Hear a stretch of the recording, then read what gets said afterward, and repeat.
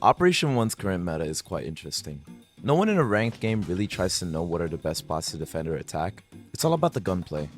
So when the current state of the game is about killing your opponents fast, what is a perfect weapon to do the job? Is it the rifle with high damage and decent fire rate? Or is it the one-shotting snipers that reward your aim and precision?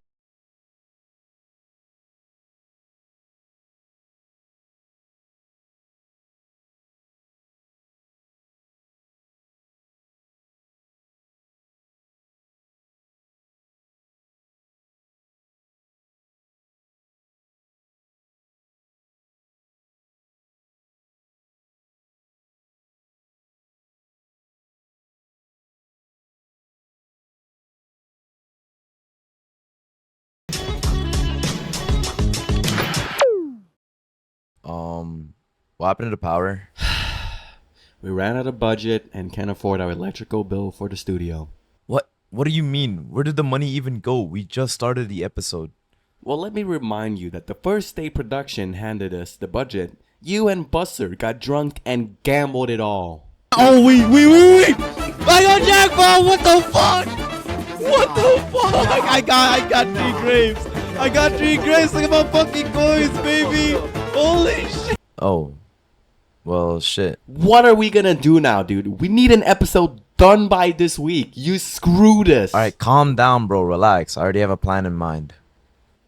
Okay, we just gotta get this video done before Digi comes back home, alright? Going live in 3, 2, 1. Alright, back at it. Let's talk about the MP7. Having a fast fire rate in Operation 1 can give you a very high advantage because of its very low TTK. And the MP7 having a fire rate of 900, you're almost guaranteed to win your fights when you get the first bullet down on your opponent. Now on paper, that sounds completely busted, you know, like fast fire rate equals free wins. But the funny thing about the MP7 as well is that this thing's recoil is very easy to control. Like, come on bro, you could just beam anyone down from across the map using an SMG for God's sake. Because no joke, this thing is way too fucking easy to control. Beaming down your opponent has never been so easy with this gun. You can literally just hold left click, drag a little bit, and suddenly you're deleting people from ranges where SMGs realistically should not even be functioning. The sheer amount of power you have between close to medium range encounters is pretty insane. 9 times out of 10 you will win these fights, bro, I promise you. Like for example, look at this clip. I make contact with the enemy and see, easy kill, just like that. SMGs are good. Anyways, back on topic. Make sure to pick your fights carefully because you will... Maybe this gun just sucks. Like, it has good fire rate, but no real damage. There's like way better weapons out there. So what is even the real point of using the MP7 anyways?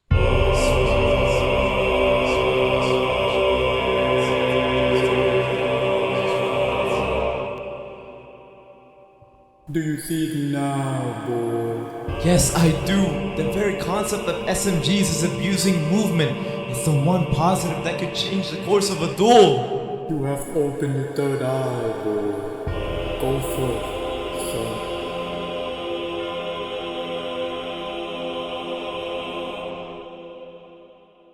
I had a conversation with Archie recently where, yeah, most guns are better than the MP7. And with that statement, I can definitely agree with him.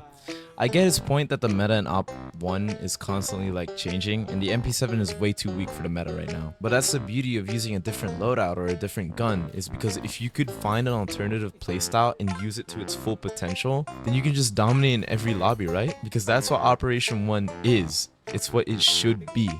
I find it boring that people stick to one loadout or gun since it's meta, but I see beauty in using different guns that can complement your playstyle. So to all those Archie fans that keep saying that the best weapon to kill someone fast is the FAMAS, well, hold your horses because you're forgetting about the one best positive in using the MP7. I think most of us can agree that shooting a moving target is hard. Like, come on, you're holding an angle and suddenly your opponent just Ferrari peeks you. The fact that the MP7 can do this while you're shredding your opponents into bits is just bullshit. In other words, the thin line of you winning your fight is your movement. And trust me, that 1 millisecond of you dodging their shots can get you that win in every duel you're in. This is a competitive clip provided by Slush, and you can just see the sheer amount of dominance he shows by just zooming across the entirety of their screen. shooting everyone down. This is how the MP7 is supposed to be used. Usually in shooters, if you want mobility, you have to sacrifice recoil control. If you want fire rate, you gotta sacrifice accuracy. If you want aggressive movement, you risk losing consistency. The MP7 just looks at all those balancing rules and just ignores them, bro. You get the movement you want, you get the fire rate you need, and you get decent damage that can rival the AK-12. This gun thrives in the chaos. You don't need perfect positioning, you don't need good util usage, you just need your confidence, and that is pretty much it. A bit of good game sense, you're set to dominate your games like a champion player would. Now we should definitely talk about the attachments you could use for the MP7, because that alone defines your playstyle. Using the extended barrel on the MP7 is a must-have, because of course, having big range and big damage is always a good thing to have, especially when you have a gun with a fast fire rate. It can lead to some crazy multi-kill frags when I'm on attack, and where I'm practically destroying my lobby in every angle I clear. And with the added bonus that I'm moving so fast, it's never been so easy sweeping my entire site down. But personally, I've been using the suppressor setup more, since using the suppressor allows your bullet tracers to be invisible, which is pretty huge when you're roaming around the map and trying to take out your targets one by one without knowing where you are. So in the end of the day, how a real champion player would use the MP7 is just find your own playstyle and push it to its absolute limits. And with that, I hope you all... Oh fuck. Yo, who the fuck locked my door? Be quiet and process the video quick. Man, what the fuck are you Look, doing here, bro? look, Bro, it what was, are you look, doing here? I, What was his we idea? need to finish very checking it. please, No. please, no! Hey guys, it's Hyun here. This is my behind the scenes yap, and if y'all want to stick around, that would be highly appreciated, because I'm going over some, like, you know, some basic shit. But overall, I just want to thank a lot of the people who made this video possible. Once again, Slush, thank you for providing me the clips. Archie, thank you for providing me the clips as well. Thank you to Buster for voice acting, and thank you to Digi, Kaifi as well for setting up the studio, like the whole skit scene with the JJS stuff, especially Digi with the camera work as well. He really captured some nice shots. And overall, it's been fun. It's been fun making this type of content, but I think it's time to hang up the coat, you know, because I'm not gonna lie, and I'm gonna be for real with y'all. Like, I don't play Op 1 anymore. I don't really play it on my free time. Like, I don't love the game anymore, and the main reason is I'm just bored. And one thing is that I feel like people don't appreciate the way that I do content in Op 1, because I look down in my comments, I just saw, like, I read all your comments by the way, and I saw like a person saying like they would rather watch me play the actual game instead of just doing too much of what I'm doing in Operation 1. And to that I say, like, wow, that is insane. I put a lot of time and effort and passion into like the stuff that I write, the stuff that I edit as well, and like a lot of planning when it comes to like the skits as well. And it just kind of hurts that I could just be making video slop and getting ad revenue for just making an 8-minute video about a certain gun or whatever.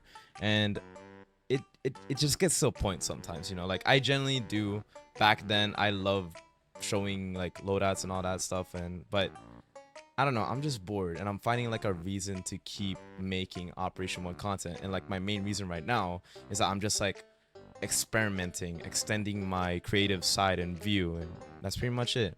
And this doesn't really mean I'm gonna quit Operation 1 totally. Of course I'm gonna stick around if there's like some updates, because like the main reason why I'm also quitting is because Yeston hasn't updated the game in a long while.